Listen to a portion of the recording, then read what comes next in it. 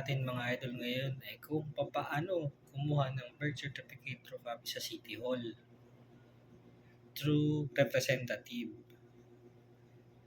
Kasi pag through representative, dapat may tatlong requirements yan. Unang-una yung authorization letter, pangalawa yung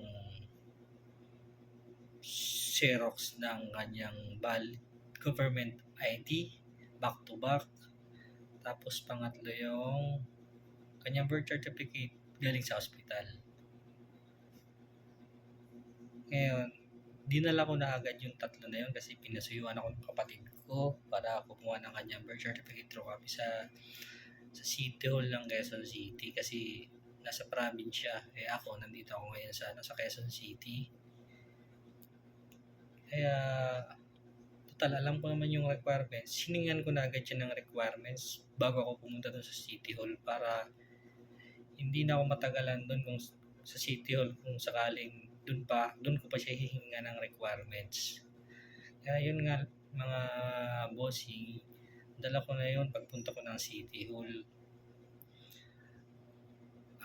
Ito pala yung kinuha ko sa City Hall na birth certificate niya true copy. Meron niyang yan katunayan na galing yan sa City Hall ng Quezon City. At kung matatanong nyo pala guys, ang price ng isang copy nito 65 pesos. 65 pesos yan. Ito may resibo yan. Ang resibo niya ay 130 kasi dalawa yung kinuha ko. Ngayon, pagdating mo ng City Hall, ang hahanapin nyo agad mga bossing yung registrar office nila. Tapos, kahit ang City Hall ka pumunta, basta meron yung information. Doon muna kayo dadaan sa information. Bali sa information, bibigyan ka sa information ng form. Ilalagay mo doon yung details ng ikukuha mo ng birth certificate true copy. Yung details niya. Tapos, pag napilapan mo na yung details na yun, bibigyan ka niya ng number.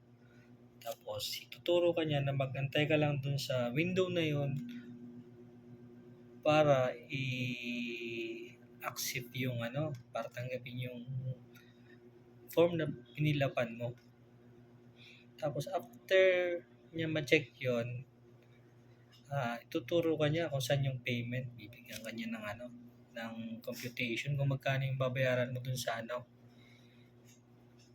sa payment.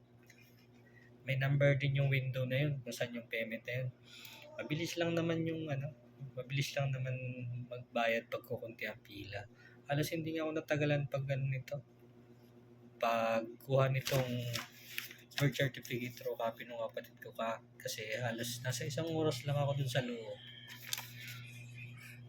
Medyo natagalan lang ako sa paghahanap ng parking kasi yun yung mahirap dun sa Quezon City Hall.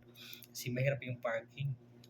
Pag wala kang kasamang driver, hindi mo basta-basta may iwanan yung sasakyan mo kung saan-saan kasi makaklam yun.